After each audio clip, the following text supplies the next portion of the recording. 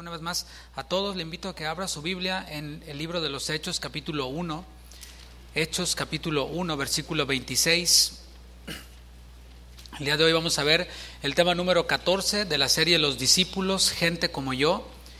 El título de la enseñanza del día de hoy, como se ha anunciado ya, es Matías el elegido.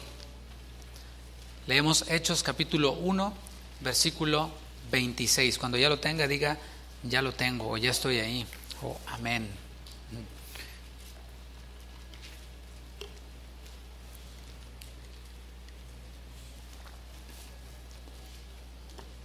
Dice Hechos 1:26: y les echaron suertes, y la suerte cayó sobre Matías, y fue contado con los 11 apóstoles. Bueno, hemos concluido ya con los 12 discípulos, diagonal apóstoles. Sin embargo, cuando continuamos leyendo la Escritura, descubrimos que hubo un discípulo, un apóstol más, y es a Matías, a quien estamos viendo. Y como se ha dicho desde un principio, ya estamos llegando al final de la serie, pero como se ha dicho desde un principio, esta serie se titula Los discípulos, gente como yo. No estamos solamente viendo la biografía de cada uno de los discípulos, sino que estamos tratando de encontrar en ellos esa similitud con nosotros. Hemos tratado de encontrar también, o hemos encontrado defectos en cada uno de ellos, con el propósito de que podamos identificarnos con ellos. Sin embargo, el discípulo que vamos a ver el día de hoy, pues no nos arroja ningún defecto, no es posible ver en él ningún defecto, y no porque sea perfecto, sino porque aparece únicamente en 2 versículos de la Escritura. Sin embargo, aunque aparece solo en 2 versículos, hay mucho que nosotros podemos aprender, hay mucho que tú y yo podemos aplicar a nuestras vidas de este apóstol sustituto, quien también era un hombre como tú, un hombre como yo. El nombre de este discípulo, como lo dijimos hace rato y lo leímos, es Matías. ¿Qué significa este nombre Matías? Es una forma abreviada de otro nombre llamado Matatías, que significa regalo de Jehová. Diga: regalo de Jehová. Pues todos, cada uno de nosotros tenemos por lo menos a un Matatías en nuestra vida. Es decir, a alguien quien consideramos nosotros como un regalo de Dios. Piénsalo. ¿Habrá alguien a quien tú consideres en tu vida como un regalo de Dios? Yo sí. Y no me refiero a alguien quien te saca de un apuro, ¿no? Quien estás en un problema, necesitas una lana y de pronto llega esta persona y te saca de ese apuro y dices: ay, este hermano es un regalo de Dios, o esta persona es un regalo de Dios. No me refiero a eso. O alguien quien te regala cosas materiales, alguien quien nos dice lo que queremos oír, porque sí, de que los hay, ¿no? Quienes siempre nos dicen lo que nosotros queremos oír, quienes siempre, pues, no solo nos animan, sino que hasta se pasan un poquito y cubren los defectos y simplemente maximizan nuestras virtudes. No me refiero solamente a eso, sino que estoy hablando en términos espirituales, en los términos en los que cada creyente, cada hijo de Dios debe de pensar. La Escritura, de hecho, se refiere a hombres como regalos de Dios en Efesios capítulo 4. Dijimos que Matatías o Matías es regalo de Dios. ¿Qué dice la Biblia acerca de personas como regalos de Dios? Bueno, en Efesios capítulo 4, versículo 8, habla de personas como regalos de Dios para la iglesia, para los creyentes. Dice Efesios 4:8, por lo cual dice: subiendo a lo alto, llevó cautiva la cautividad y dio dones a los hombres. Dio dones, dio regalos a los hombres. Luego en el capítulo 11 de Efesios 4 especifica quiénes son esos dones, esos regalos de Dios para los hombres. Efesios 4:11 dice: y él mismo constituyó a unos apóstoles, a otros profetas, a otros evangelistas, a otros pastores y maestros. Está hablando entonces la palabra, el Espíritu Santo inspirando al apóstol Pablo y diciéndonos que hay personas quienes son regalos de Dios para los hombres, para la iglesia. Más adelante dice que es para edificar al cuerpo de Cristo. Y esos regalos tienen el propósito de capacitar a los santos, de equipar a los santos. Y esto incluye el alentar precisamente, incluye también el consolar, porque hay veces que necesitamos consolación cuando estamos en una tribulación, cuando hemos perdido un ser querido, etcétera. Necesitamos consolación, pero también está esta otra parte dentro de esto que es equipar a los santos, capacitar a los santos, que es también la enseñanza bíblica, la enseñanza de la palabra y también con el testimonio. Exhortación es también una parte que incluye esta capacitación de parte de los dones de Dios hacia la iglesia. Y todo esto, mis hermanos, una bendición. Es una bendición. La pregunta es: ¿estoy siendo yo un Matatías para alguien? O sea, es una pregunta para que nos la hagamos cada uno de nosotros. Pensaba y mencionaba hace un momento que todos tenemos un Matatías en nuestra vida. Alguien quien nos exhorta, quien nos alienta, quien nos consuela, quien nos enseña. Y la pregunta ahora es, ¿estoy siendo yo acaso un Matatías para alguien? Bueno, la respuesta cada uno la tiene y es no solamente para responderla, sino para trabajar en ella si es que no estamos siendo todavía un Matatías para alguien. Porque a menudo tenemos esta tendencia de pensar como consumidores, de pensar como si fuéramos clientes. Bueno, y a mí que me enseñen, que me exhorten, a mí que me alienten, a mí que me consuelen. Y la pregunta es, ¿a quién yo estoy exhortando? ¿A quién yo estoy enseñando? ¿A quién yo estoy consolando? Etcétera. Y primero está nuestra familia. Esos son a los primeros a quienes podemos nosotros ser o constituirnos como un Matatías, como un regalo. ¿Estás haciendo tú un regalo para tus hijos? ¿Estás haciendo tú un regalo de Dios para tu esposa? Y de ahí se desencadena toda esta otra parte. Hablando de Matías, Matías fue un apóstol, así como Pedro, así como Juan, así como Jacobo y todos los demás que hemos visto, no así como Judas, por supuesto. Y esto no hubiera ocurrido, es decir, Matías no hubiera sido un discípulo, un apóstol como Pedro, Juan, Jacobo, si él no hubiera sido un discípulo. Todos sabemos ya y hemos estado repitiendo, reiterando lo que la palabra discípulo del griego matetes significa. Te doy una definición que saqué de un diccionario bíblico de Lockhart. Dice, término que se usa para designar a una persona, a un aprendiz, a un alumno que está aprendiendo de un maestro.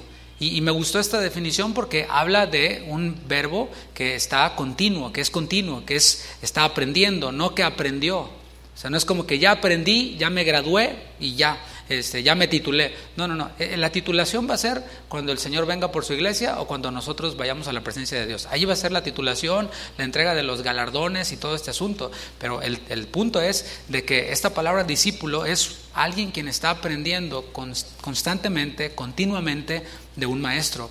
Y en la Biblia, hablando de discípulos, vemos que había personas quienes se identificaban a sí mismos como discípulos de Moisés. Ellos mismos decían, nosotros somos discípulos de Moisés, nosotros aprendemos de Moisés. Eso está en Juan 9:28. Había también quienes se identificaban como discípulos de los fariseos. Los fariseos eran estos líderes religiosos quienes podían interpretar las escrituras y quienes eran pues de una élite especial dentro de la religión judía. Y había quienes eran discípulos de los fariseos. Hemos visto también que Andrés y Juan eran discípulos de Juan el Bautista, aprendían de Juan el Bautista, pero pasaron de ser discípulos, aprendices de Juan el Bautista para ser discípulos de Jesús. Juan el Bautista se los transfirió a Jesús y él dijo, es necesario que yo me haga más pequeño y que él se haga más grande, que él crezca. Así que fueron transferidos estos discípulos de Juan el Bautista para ser discípulos de Jesús. Y Matías fue un discípulo del Señor Jesús, es decir, aprendió de él. Más allá de aprender, le imitó. Porque ayer platicado con unos hermanos y les decía, mira, la palabra de Dios es como un manual. Compras un artefacto, un dispositivo y tienes el manual ahí. ¿Y de qué te sirve leer todo el manual si nunca pasas a aplicar lo que está ahí en el manual? Si te dice el manual, aquí dice que lo encienda y te quedas ahí, ¿no? Y el dispositivo no se queda encendido, ¿no? O sea, es leer y aplicar, leer y aplicar. Esto es ser un discípulo, no solo recibir conocimiento, llenar nuestra cabeza de conocimiento, que no está mal, por cierto, sino es llevarlo a la práctica. Ahora, hasta ahorita, llevamos un punto en esta enseñanza y es Dios da regalos a los hombres para que equipen, para que enseñen, para que exhorten, para que consuelen. Nosotros tenemos regalos, este tipo de hombres, y la pregunta es, ¿estoy siendo yo un regalo? Y ahí ya usted adquirió un conocimiento que le va a llevar a la posibilidad de ponerlo en práctica al salir de aquí. Allí ya no voy a estar yo, allí ya no va a estar ningún hermano, allí cada uno de nosotros decidimos si ponemos en práctica esto o no. Así como los demás discípulos, Matías ya había oído de Jesús. Era imposible no oír acerca de Jesús en Palestina. Jesús estaba haciendo milagros, estaba haciendo señales y era alguien controversial, alguien viral, podríamos decir, en ese tiempo. Y así como los demás discípulos, Matías ya había oído del Señor. De hecho, estuvo con el Señor desde el principio de su ministerio. Más adelante vamos a ver en Hechos capítulo 1. Pero allí estuvo Matías. Cuando Jesús comenzó su ministerio, allí estuvo Matías. ¿Cuándo comenzó Jesús su ministerio? Jesús comenzó su ministerio no antes, no después, sino en el momento exacto. El Señor no llegó tarde a empezar su ministerio. El Señor todo lo hizo, su ministerio, dentro del orden que el Señor estableció, dentro de lo que estaba escrito en las profecías. Y el ministerio del Señor Jesús comenzó cuando fue bautizado Jesús por Juan el Bautista, allí en el Jordán. Lucas capítulo 3, versículo 21, para que veamos cómo fue el inicio del ministerio del Señor. Lucas 3, 21. Dice, aconteció que cuando todo el pueblo se bautizaba, o sea, ahí nos habla de que había una multitud, había mucha gente. Cuando todo el pueblo se bautizaba, también Jesús fue bautizado. Y allí hay un punto importante, y es que Jesús, por quien fueron hechas todas las cosas, en el principio era el Verbo, siempre ha sido, el Verbo era con Dios y el Verbo era Dios, era en el principio con Dios. Por quien fueron hechas todas las cosas, se pone en la fila donde se están bautizando todos, todo el pueblo, y ahí Jesús se mezcla entre la raza, entre la gente, ¿no? Y no pide un bautismo especial. Es más, Juan cuando lo ve dice, Jesús, o sea, ¿tú qué haces aquí? Yo más bien debería de ser bautizado por ti. Y Jesús le dice, no, deja, porque así conviene que se cumpla con todo lo que se ha escrito, que cumplamos con toda justicia. Él no pidió excepciones. Y ahí hay un principio más. Nosotros no debemos de ser de aquellos quienes pedimos que se hagan excepciones. Jesús no lo hizo. Él se hizo como uno de nosotros y nos dio ejemplo de humildad. Y si hay que ponerse en la fila, me pongo en la fila, aunque sea el pastor. Nadie dijo amén, ¿verdad? Sí, así es. No somos VIP, no somos nada, somos iguales que todos, simplemente que tenemos una responsabilidad mayor de la cual vamos a dar cuentas a Dios, pero seguimos siendo creyentes y seguimos siendo hombres, como decía Pablo, seguimos siendo hombres como ustedes. Así que nada de endiosar ni a este ni a ningún pastor, ni a ningún teólogo, ni a ningún reformador. Somos todos hijos de Dios si hemos creído en Cristo. Dice, aconteció que cuando todo el pueblo se bautizaba, también Jesús fue bautizado, y orando, el cielo se abrió, y descendió el Espíritu Santo sobre él en forma corporal como paloma, y vino una voz del cielo que decía, tú eres mi Hijo amado, en ti tengo complacencia. Allí comienza el ministerio terrenal de Jesús. Y nada de lo que el Señor hizo fue fuera de la voluntad del Padre. Y piénsalo, estamos hablando de Jesús. Él todo lo que hizo, lo hizo dentro de la voluntad del Padre. Tampoco lo hizo fuera del tiempo que el Padre había designado. Jesús nació cuando vino el cumplimiento del tiempo, allí nació Jesús. Cuando vino el cumplimiento del tiempo, allí Jesús inició su ministerio terrenal. Y ahí el Señor, cuando Él es bautizado, abre su boca, hace oír su voz y dice, este es mi Hijo amado, en quien tengo toda mi complacencia. Inició su ministerio, según algunos creen, a los 30 años, no antes, no después. Contó con la aprobación del Padre. Ahora, imagínate cómo habrá sido presenciar el bautismo del Señor Jesús. ¿Cómo habrá sido presenciar el inicio del ministerio del Señor Jesús? Muchos iban simplemente porque tenían convicción de sus pecados, iban allí al Jordán. Algunos de ellos eran excluidos del templo, de las sinagogas, etcétera, y allí en el Jordán vieron una oportunidad para arrepentirse de sus pecados y hacer público su arrepentimiento, y no se estaban dando cuenta de que estaban siendo parte de la historia, estaban siendo parte de un momento histórico, de un momento trascendental, extremadamente e incomparablemente trascendental. Tuvo que ser algo impresionante el estar ahí en la fila y de pronto ver el Espíritu Santo, oír la voz del Padre. Eso no es algo que pasa todos los días. Según Mateo, multitudes de Jerusalén, leíamos en Lucas que todo el pueblo, pero según Mateo dice que multitudes de Jerusalén, de Judea y toda la provincia de alrededor del Jordán venían a ser bautizados por Juan. O sea, había una multitud de personas, habían muchas personas. Incluso los fariseos y los saduceos venían también para ser bautizados por Juan.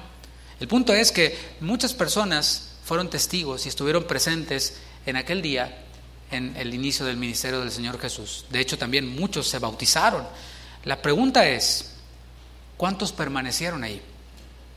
Muchos vinieron, multitudes de todos lados, cambiaron cosas en su agenda, dejaron de hacer cosas porque dijeron vamos al Jordán a ser bautizados, y está muy bonito que hubiera una multitud de todos lados y wow, impresionante. El tema es cuántos permanecieron con Jesús a lo largo de todo su ministerio. Es bueno comenzar ahora, y fíjate, todavía no estamos en 1 de enero. Es bueno comenzar, ahí en el 1 de enero nos esperamos hasta el 1 de enero para comenzar con cosas, ¿no? Y es bueno comenzar, you name it, cualquier cosa. El tema es no solo comenzar, sino perseverar, sino mantenerse allí.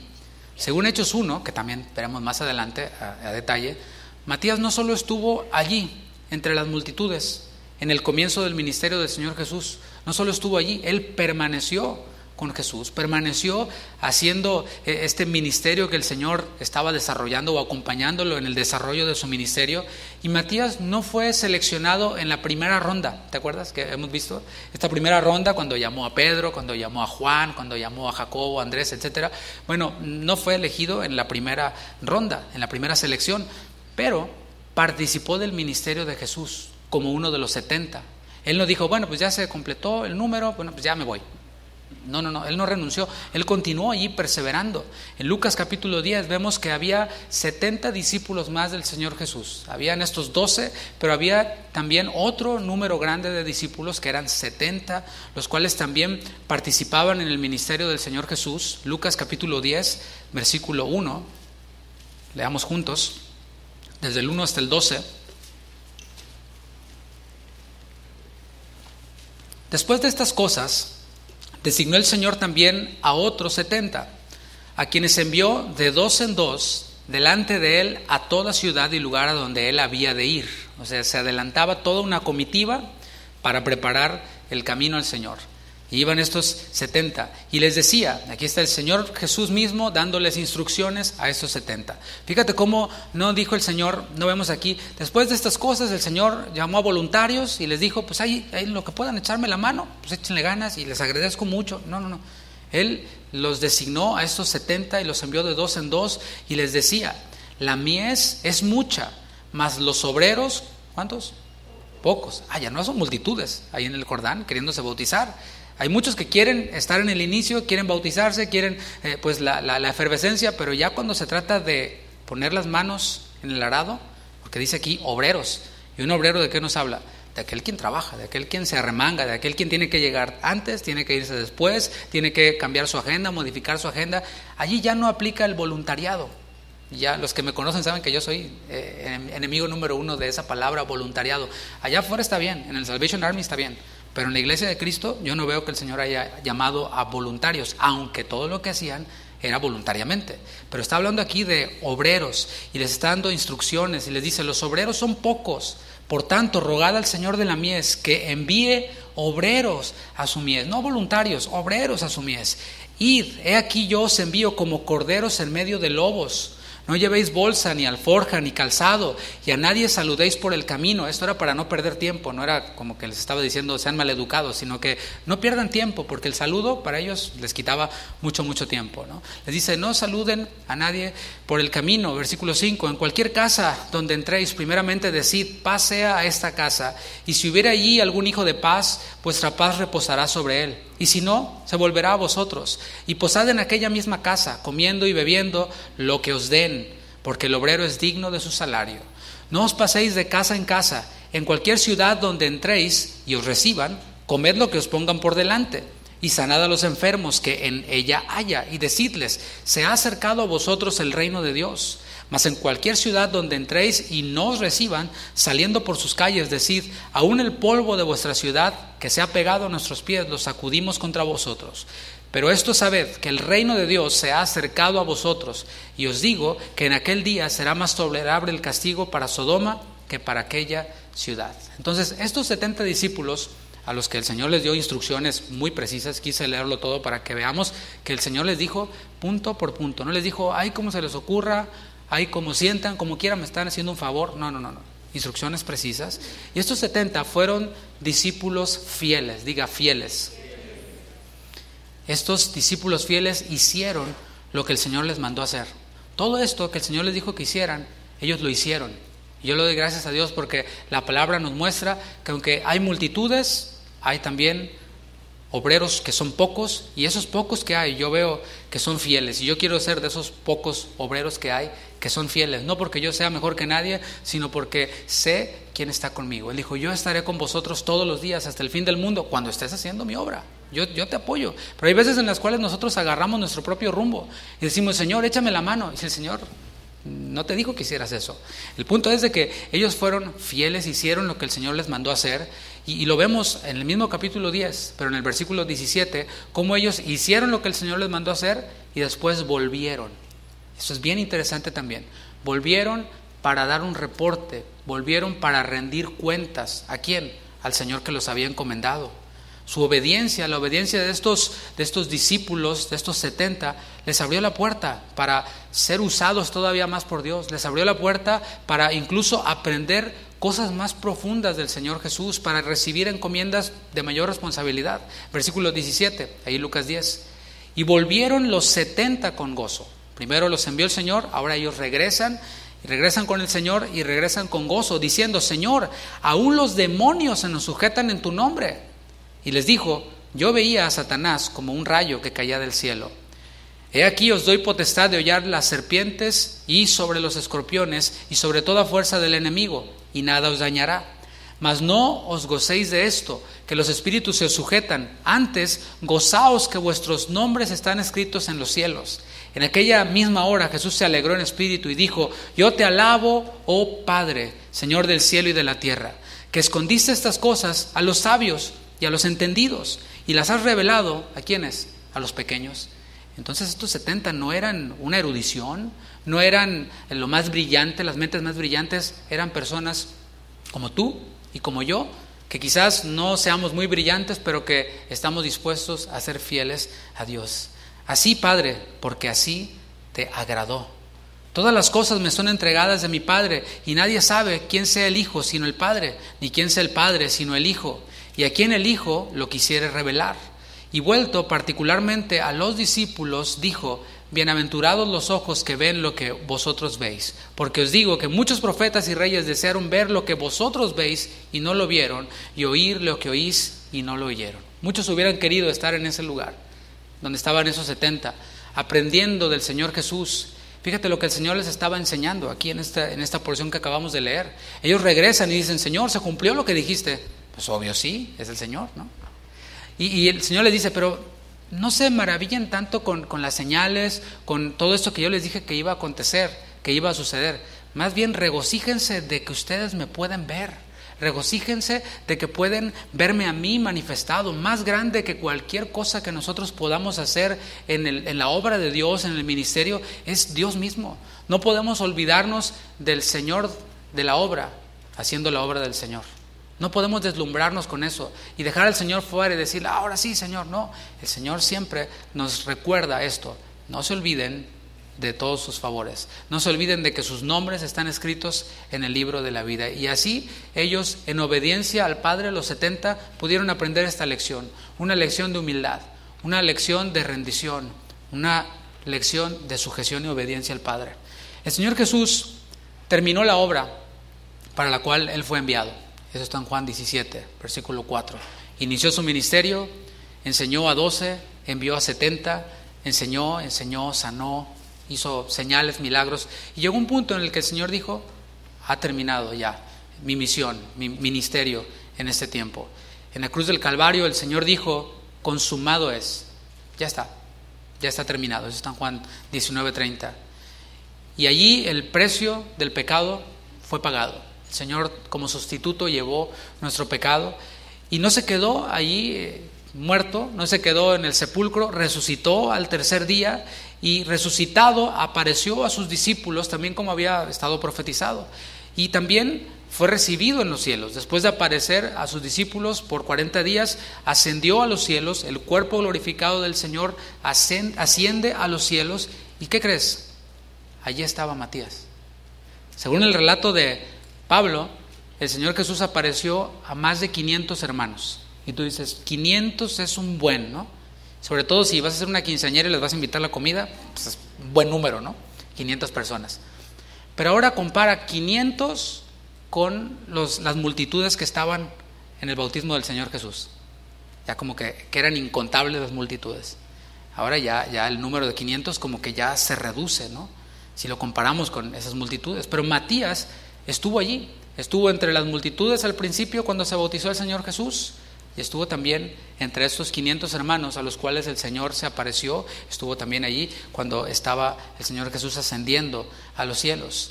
Matías obedeció las instrucciones del Señor Jesús. Y se escucha muy bonito, ¿no? Obedecer las instrucciones del Señor. No, sí, hay que hacerlo, hay que obedecer. ¿Y qué tal cuando esas representan un peligro para nosotros?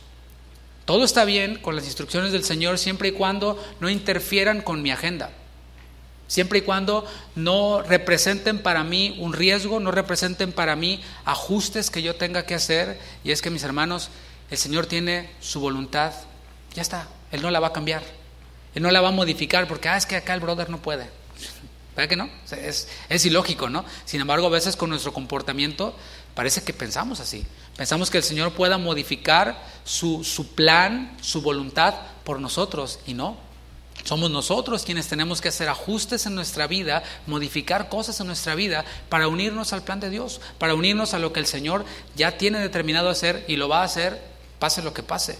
Y Matías fue uno de estos quienes oyeron las instrucciones del Señor, pusieron por obra las instrucciones del Señor, aunque éstas le implicaban un peligro. Lucas capítulo 24, ahí vemos un ejemplo. Dije que Matías estuvo al principio del ministerio, estuvo haciendo el ministerio del Señor, estuvo aprendiendo más del Señor, estuvo hasta el final del ministerio del Señor, hasta que ascendió. ¿Y luego qué? Fíjate lo que dice Lucas 24, antes de que el Señor ascendiera. Esto es el Señor Jesús aparecido a sus discípulos, resucitado. Aquí vemos una instrucción que les da el Señor. Lucas 24, 49. He aquí, yo enviaré la promesa de mi Padre sobre vosotros. Pero, diga pero. ¿Sí te fijas aquí? Hay una promesa de Dios y hay un pero. Es una condición que el Señor pone. Y sabes, el Señor no pone condiciones imposibles, ¿eh? El Señor pone en nosotros el querer como el hacer por su buena voluntad. Nosotros en Cristo tenemos la capacidad para obedecer la voluntad de Dios. ¿Cuántos dicen amén? Y les dice, pero quedaos vosotros en la ciudad de Jerusalén hasta que seáis investidos de poder desde lo alto. Ahí está la promesa, ahí está la instrucción, la condición también. Y la pregunta es, ¿qué hizo Matías? Hechos 1:4, este es el paralelo. Dice, y estando juntos les mandó que no se fueran de Jerusalén, sino que esperasen la promesa del Padre, la cual les dijo, oísteis de mí. En ese momento ellos estaban a las afueras de Jerusalén, muy cerquita de allí, y el Señor les estaba mandando, quédense en Jerusalén, o sea, regresen a Jerusalén y quédense allí. ¿Y qué con todo esto? Bueno, Jerusalén era un lugar peligroso. Jesús acababa de ser crucificado, el cuerpo de Jesús no aparecía, todos los romanos lo estaban buscando y les estaban echando la culpa a los discípulos del Señor, sobre todo a los más cercanos, a los más fieles, de haber robado el cuerpo del Señor. Así que para ellos regresar a Jerusalén representaba un riesgo. Es como si te acabas de cruzar el río Bravo y te dicen, a ver, regrésate ahí a la migración. Pues no, ¿verdad que no? Ellos estaban allí y el Señor les estaba diciendo, regresen a ese lugar que representa un peligro para ustedes. ¿Qué hizo Matías? Dijo, ay Señor, a mí se me hace que Jesús no dijo lo que quería decir. Vamos a ver qué dice el original, ¿no? Y no trató de darle un twist ahí a lo que Jesús había dicho. Jesús dijo lo que dijo. ¿Y qué hizo Matías? Regresó. Versículo 12 de Hechos 1. Entonces volvieron a Jerusalén. Lo leemos rápido, mis hermanos, pero para ellos implicó un riesgo, para ellos implicó algo fuerte. Entonces volvieron a Jerusalén desde el monte que se llama del Olivar, el cual está cerca de Jerusalén, camino de un día de reposo. Ahí está, la obediencia. Si decimos que Jesús es nuestro Señor, porque se dice bien fácil, a ver, di, Jesús es el Señor. Está bien fácil, hasta con música lo cantamos también. Bueno, si decimos que Jesús es nuestro Señor, es porque estamos dispuestos a hacer lo que Él nos diga que hagamos. También suena fácil, pero ¿qué cuando lo que Él nos dice que hagamos no tiene sentido para nosotros, no tiene lógica para nosotros? Allí es en donde entra la fe. Fe es confiar en lo que el Señor dijo que hiciéramos. Y cuando no tiene sentido para nosotros, pues ahí está la fe evidente para nosotros. Fe es igual a obediencia a nuestro Señor. Y ahí tienes ejemplo, el padre de la fe, Abraham. Dice, qué chulo está tu niño, ¿verdad, Abraham? Sí está rete bonito. Bueno, lo vas a tomar y me lo vas a ofrecer en sacrificio. ¿Abraham creía en Dios? Sí, Entonces, seguro. Pero ahí el Señor le estaba diciendo, a ver si es cierto, que como roncas duermes, ¿no? Vamos a ver si estás dispuesto a obedecer. Y la prueba no fue para Dios sabía quién era Abraham. La prueba fue para Abraham, era para probar a Abraham, para comprobar que Abraham creía en Dios, para testimonio nuestro y para testimonio de él mismo, y para revelar que el Señor iba a proveer a un cordero para el holocausto, para el sacrificio por el pecado nuestro. Entonces podemos ver cómo para Abraham no tuvo sentido, pero Abraham obedeció. Dice que muy de mañana enalbardó su asno y salió al lugar a donde el Señor le dijo que fuera. No lo dejó para después, no se quedó orando a ver si el Señor le decía otra cosa, a ver si cambiaba de opinión o a buscar una segunda opinión. Me voy a cambiar de iglesia a ver si me dicen otra cosa en otra iglesia. No, él fue, hizo lo que el Señor le dijo que hiciera. Y cuando ya estaba a punto de sacrificar a su hijo, ¿qué le dijo el Señor? No, detente, Abraham, ya está. Ese sacrificio como quiera no funciona. Es necesario que yo dé a mi hijo, que yo mismo provea a ese cordero. Y eso es fe, es obedecer lo que nuestro Señor, o quien decimos nosotros que es nuestro Señor, nos dice que hagamos, aunque no tenga sentido para nosotros. En su Evangelio Lucas nos da más detalles y allí podemos ver cuál fue la actitud de los discípulos, incluido Matías allí cuando estuvo obedeciendo. Lucas 24, versículo 52 al 53. Lucas 24. Espero no haberlo perdido ya en la idea. El punto es que el Señor les dijo, van a regresar a Jerusalén, y ellos regresaron a Jerusalén. Ahora estamos viendo con qué actitud ellos obedecieron al Señor. Lucas 24, 52. Ellos, después de haberle adorado, volvieron a Jerusalén con gran gozo. Y ahí podemos ver el sentido de la adoración. Adoración no solo es cantar, que está muy bonito cantar, está padrísimo, pero adoración tiene que ver con obediencia. Adoración y obediencia son sinónimos, van de la mano. Si nosotros cantamos y decimos todo lo que estorbe de mi vida quitaré, ¿verdad? No nada más es cantarlo, hay que aplicarlo y hay que llevarlo a nuestra vida, obedecer. Volvieron a Jerusalén, dice, con gran gozo. Y es que la adoración genuina produce gozo. La adoración genuina, la obediencia, cuando nosotros estamos obedeciendo a Dios, vivimos una vida de gozo. Piénsalo. La mayor parte del tiempo, cuando no tenemos gozo en nuestra vida, cuando estamos todos amargados, cuando todo nos parece negativo, cuando todo mal, piénsalo, es cuando más fuera de la voluntad de Dios estamos.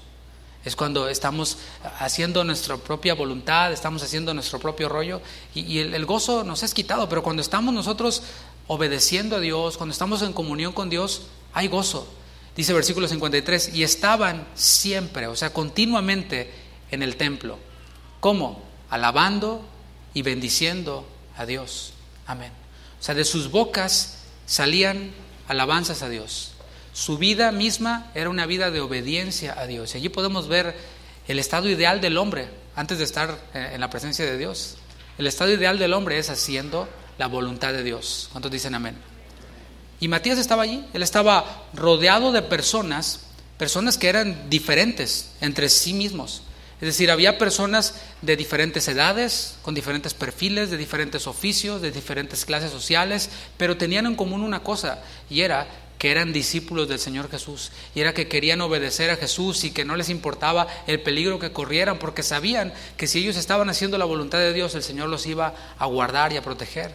Versículo 13 de Hechos capítulo 1. Para que veamos cómo está aquí todo este grupo de personas, de discípulos, de diferentes clases sociales y edades, bien diferentes ellos.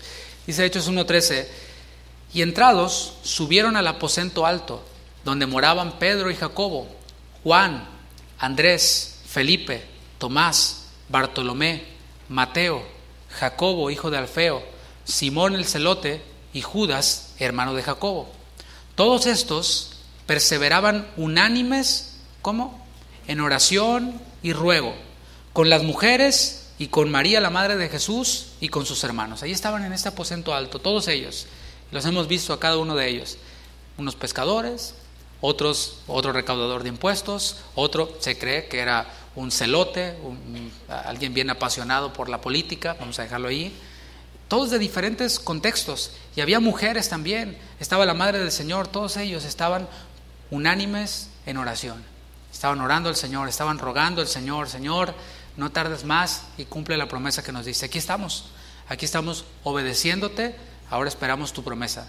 No podemos decirle al Señor, cumple tus promesas si estamos en desobediencia. No podemos, el Señor dijo, pero vayan y hagan esto y van a recibir la promesa. El Señor Jesús les había hablado mientras que estuvo con ellos en el desarrollo de su ministerio, les había hablado de un proyecto que el Señor Jesús tenía. Ese proyecto se llama su iglesia. Dijo el Señor, yo edificaré mi iglesia.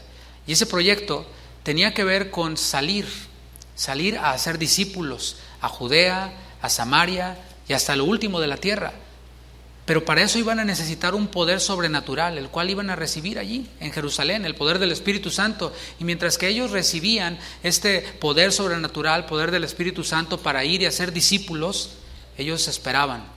Y esta espera, mis hermanos, no fue una espera como si fuera vacaciones, así como que, no, viendo Netflix, estoy esperando, no. Era una espera activa. Este tiempo que ellos tuvieron para salir de su rutina, para estar allí en aquel aposento, ellos lo ocuparon orando, lo ocuparon alabando, lo ocuparon conviviendo, lo ocuparon meditando en la palabra. Fíjate cómo hay muchas cosas que podemos hacer cuando estamos esperando algo de Dios. Si el Señor, por poner un ejemplo, te ha traído a esta iglesia o a una iglesia nueva, quienes nos ven, y pasas por la etapa normal, ¿no? De visitar, de conocer y después ya hacerte miembro de la iglesia, toda esa etapa, mis hermanos, es una etapa de espera. Es una etapa para conocer, para identificar el terreno, por decirlo así. Bueno, esa espera, antes de empezar a servir en lo que el Señor te haya dado o llamado para servir, es una espera que debemos de aprovechar para alabar a Dios, para convivir, para meditar en la palabra, para orar unánimes junto con los demás hermanos a quienes hemos de servir más adelante. Y ellos no se quedaron de brazos cruzados, ¿te fijas? Ellos aprovecharon el tiempo, además de todo esto, para planear. ¿Qué voy a hacer? ¿Qué vamos a hacer cuando ya llegue la promesa? Fíjate cómo la espera también incluye muchas actividades más.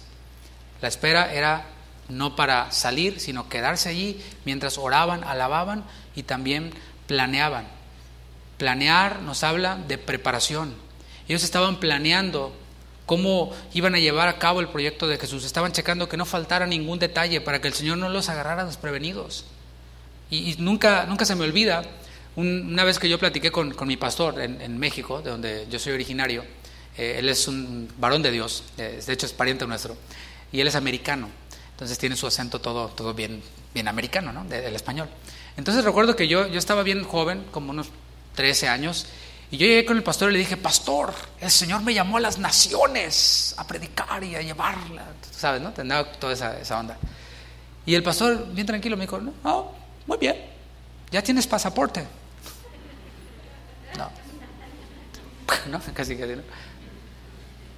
Y es que es así, ¿cómo vamos a decirle al Señor que nos use si no estamos haciendo nosotros la parte que nos toca? Y eso es lo que ellos estaban haciendo, estaban planeando, ok, ¿qué podemos dejar listo antes de que llegue la promesa?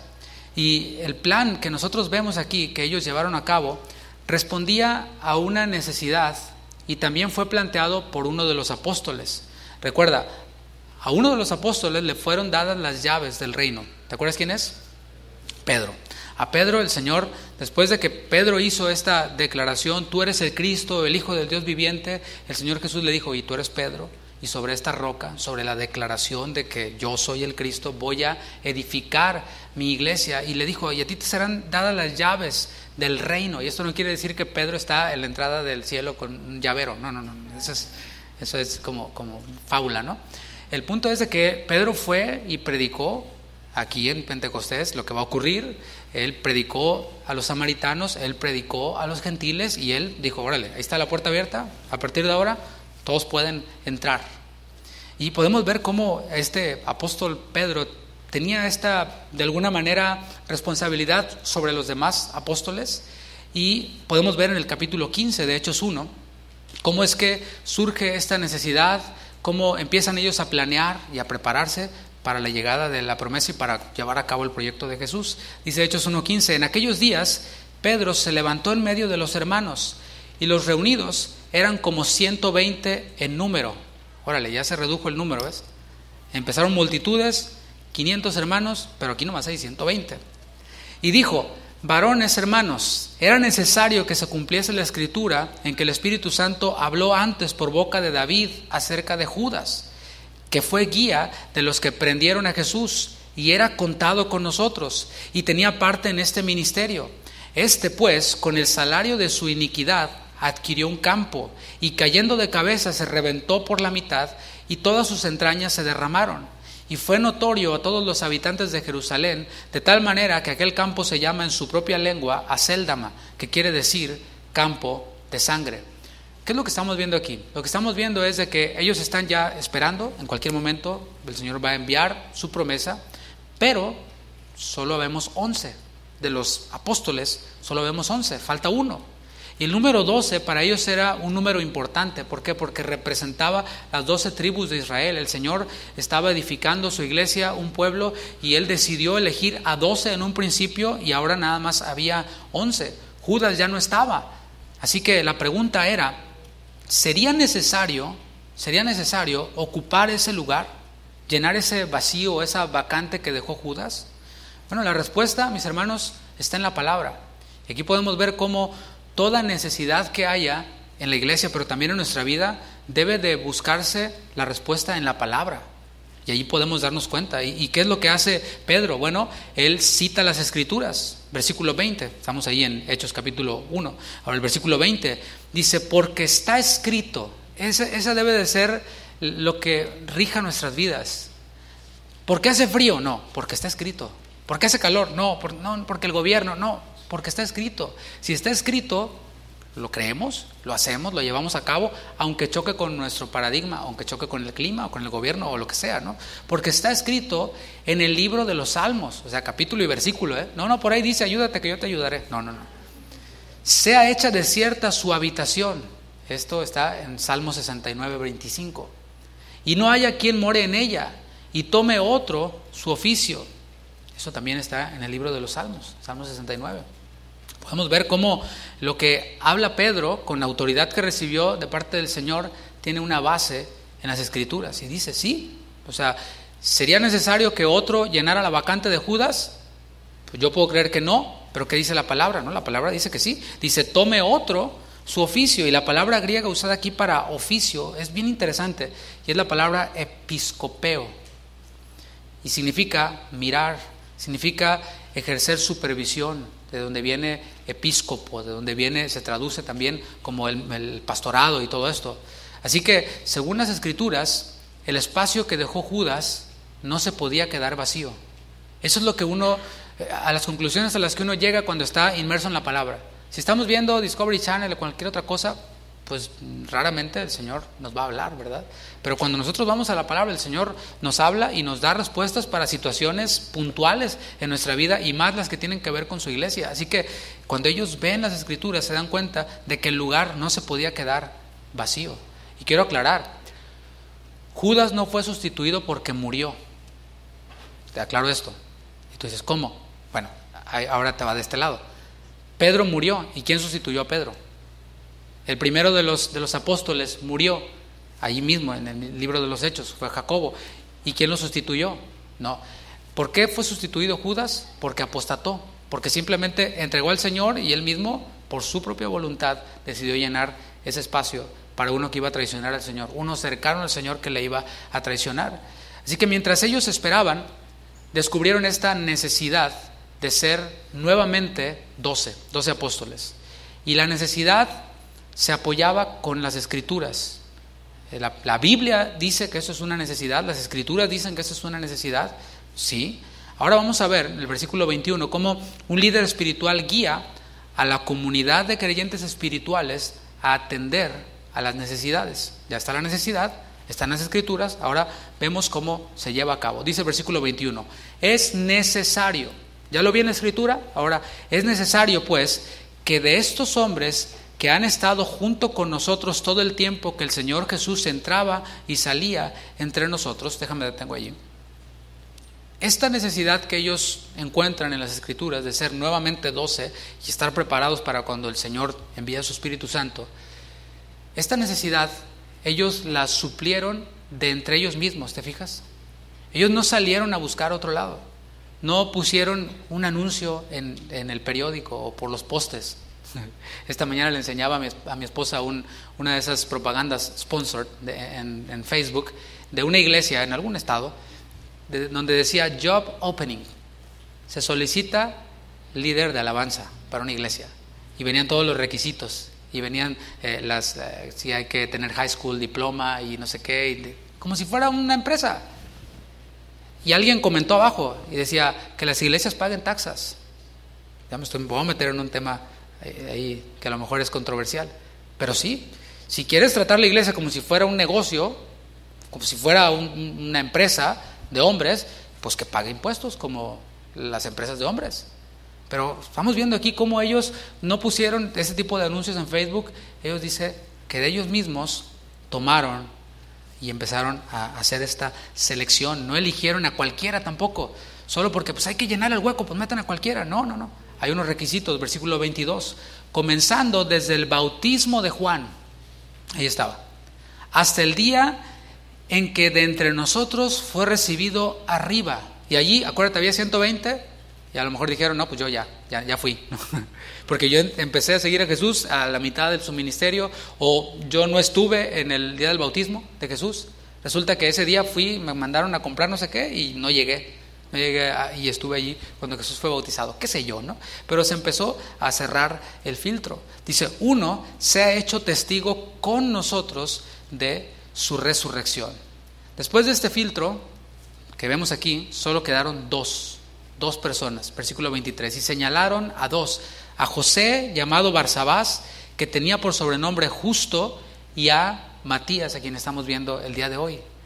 Fíjate cómo Matías estuvo desde el principio del ministerio del Señor hasta el final, hasta su ascensión, pero él no estuvo allí con un deseo de escalar, según él, ministerialmente.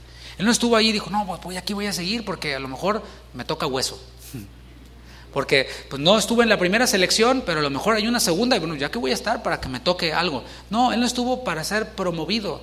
Él no estaba buscando nada más que el Señor.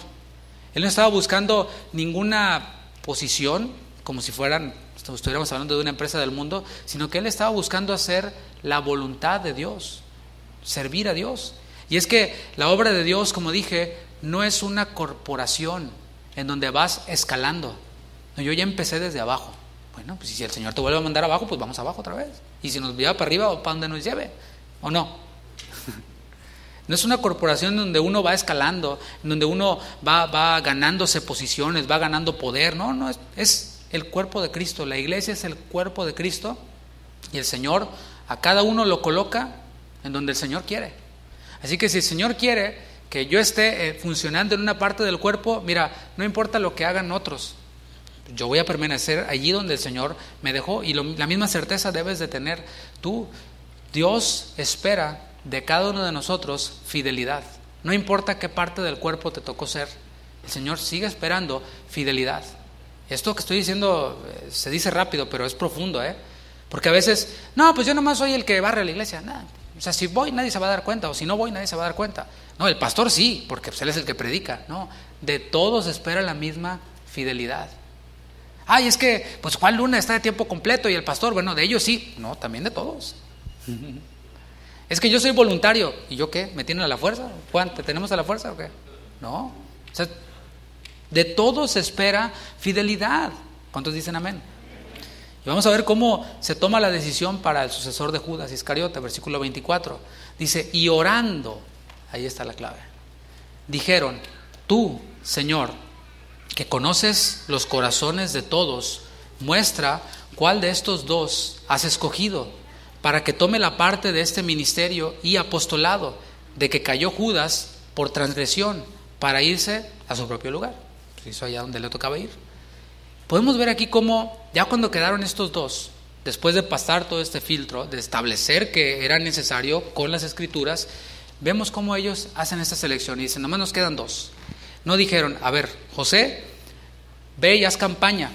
Matías, haz campaña y luego votamos. Y ya levantamos la mano y el que gane, ¿no? Así que bueno, vayan y hagan campaña y nos vemos el 2 de julio, ¿no? O qué sé yo, ¿no? No hicieron esto. Ellos pusieron todo en las manos del Señor. Por eso dice al principio del versículo 24, y orando. Y fíjate cómo es el contenido de esta oración que hicieron. Dijeron, Señor, tú decides. Tú eres el creador de todo, tú vas a decidir.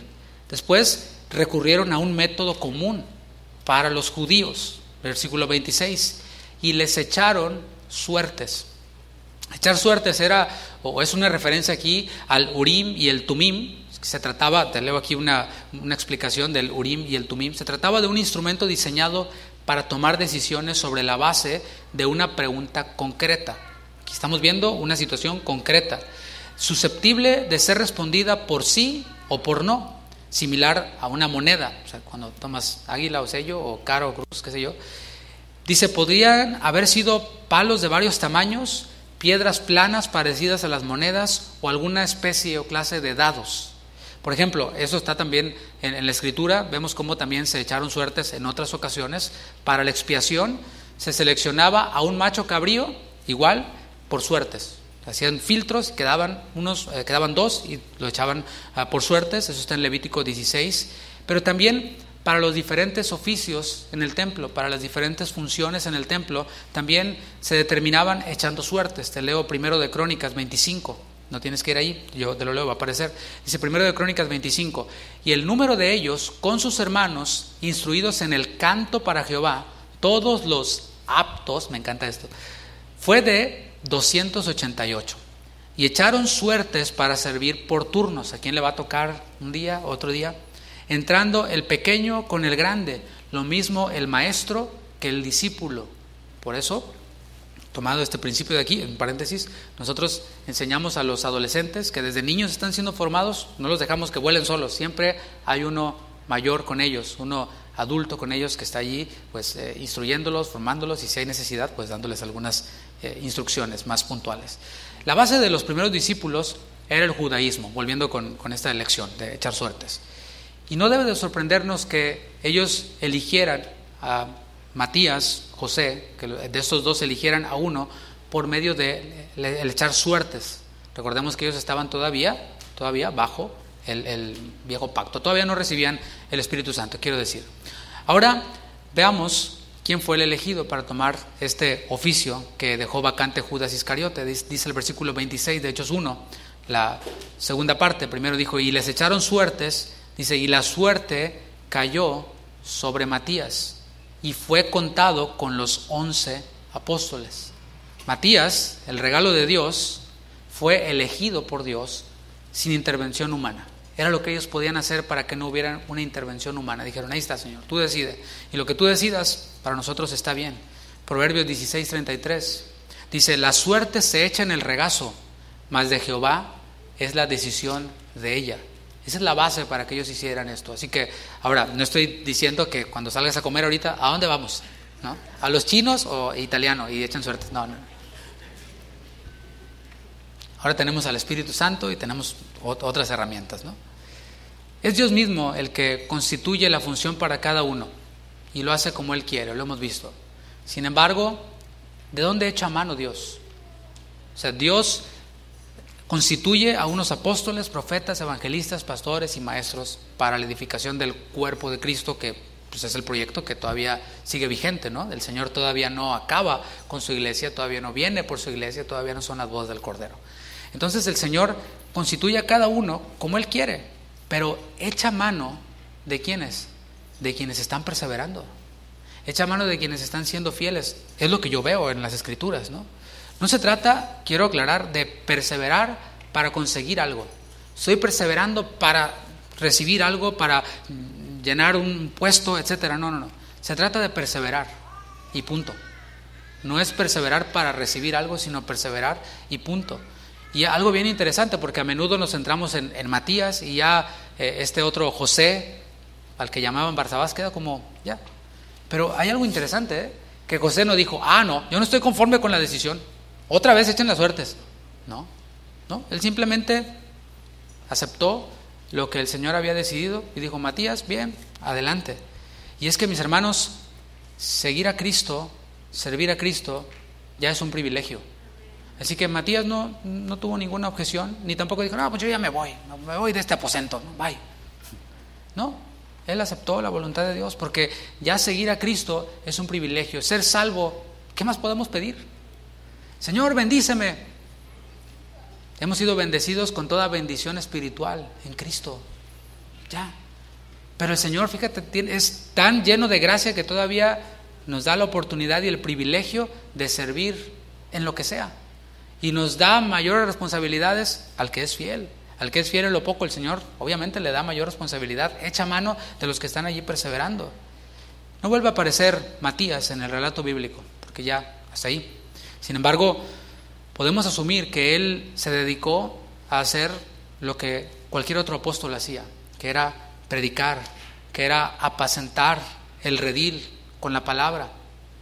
La tradición lo presenta como un misionero en Etiopía. Dicen que fue como misionero de Etiopía, en donde predicó a los caníbales, en donde fue encarcelado y murió finalmente como mártir. Esto está en la historia.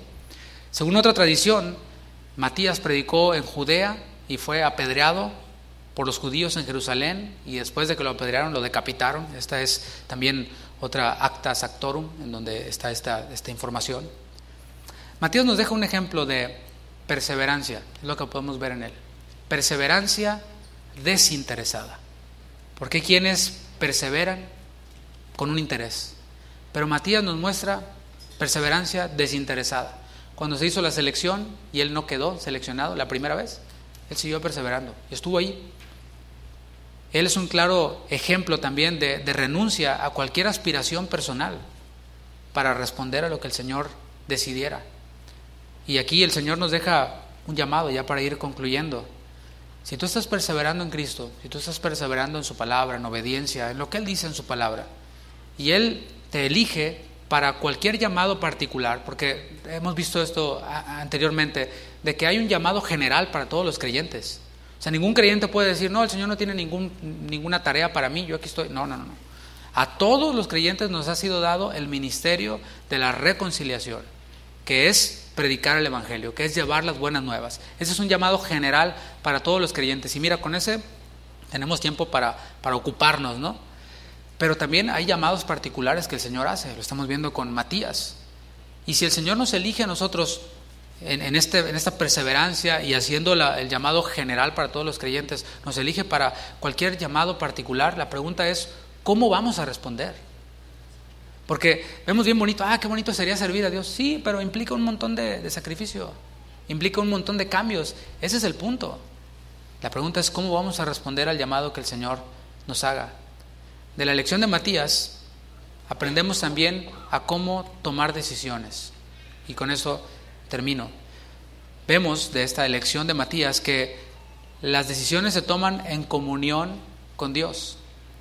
Si no estás en comunión con Dios, no te recomiendo que tomes decisiones, porque vas a echar mano de las circunstancias, se abrió una puerta, pues es por aquí, se cerró la puerta, pues no es por acá. No, las decisiones se toman en comunión personal con Dios, pero también en comunión con otros creyentes genuinos, los cuales están también en comunión con Dios. Es allí en donde nosotros podemos identificar si lo que parece una necesidad realmente es una necesidad. Eso en la comunión con Dios y con otros hermanos. ¿Sabes qué? Está esto en mi vida. Y vamos a la palabra y el Señor nos dice, no necesitas eso. Eso no es una necesidad. ¿Cuál es el filtro? El filtro es la Escritura. La decisión final la toma el Señor. ¿Y qué hacemos nosotros? Nos sujetamos a la decisión que tome el Señor, nos guste o no nos guste. ¿Cuántos dicen amén? Así que yo te invito a que te pongas de pie, porque quiero hacer una oración ahora. Yo sé que algunos de los que estamos aquí estamos a punto de tomar decisiones en nuestras vidas, sean familiares, laborales, ministeriales, pero queremos que sean así.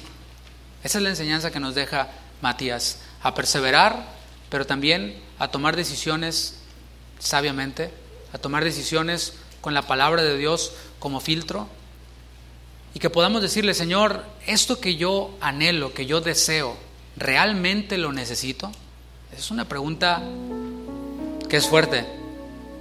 Es una pregunta que a lo mejor no queremos hacer, porque sabemos, en lo interior de nosotros sabemos que eso que nosotros creemos que necesitamos realmente no es una necesidad.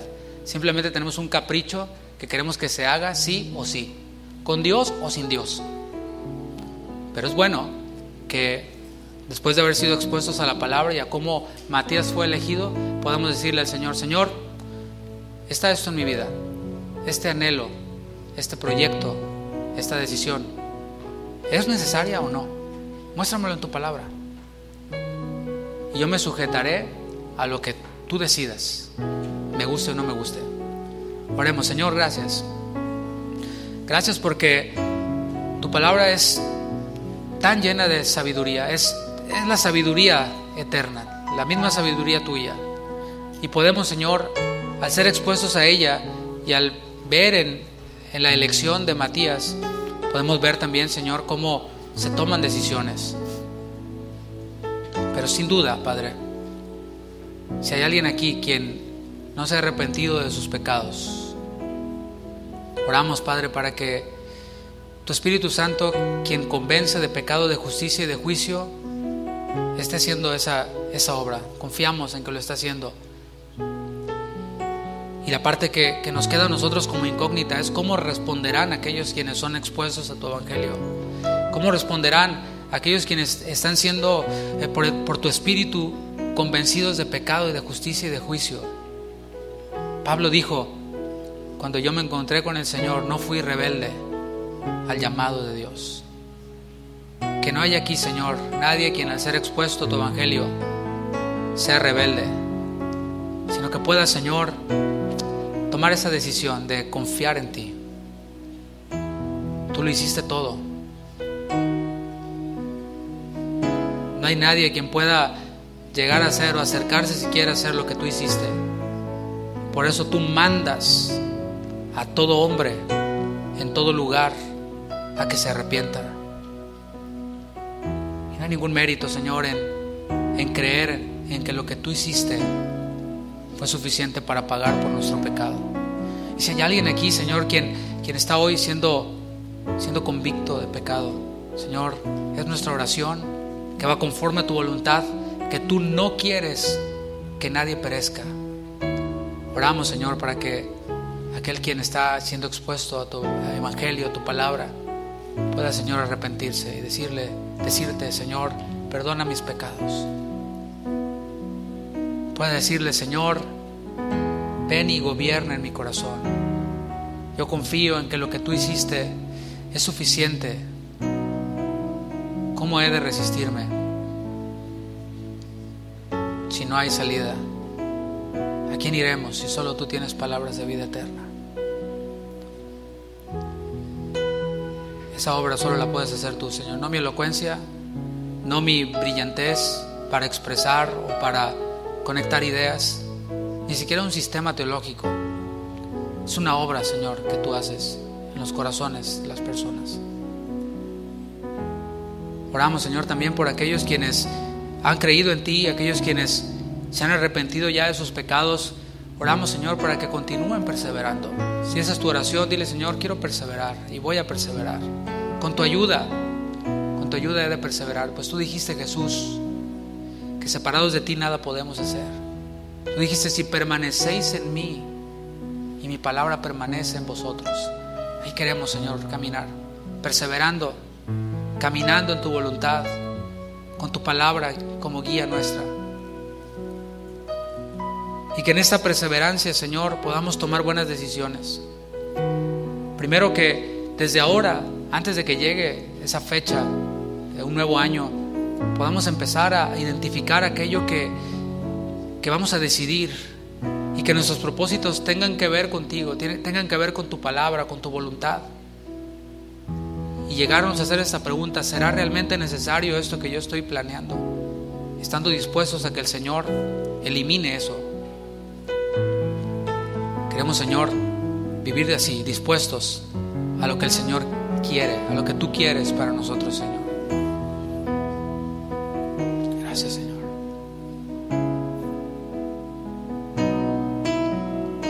Oramos, Padre, por cada familia aquí representada, por cada matrimonio, por cada persona soltera, soltero.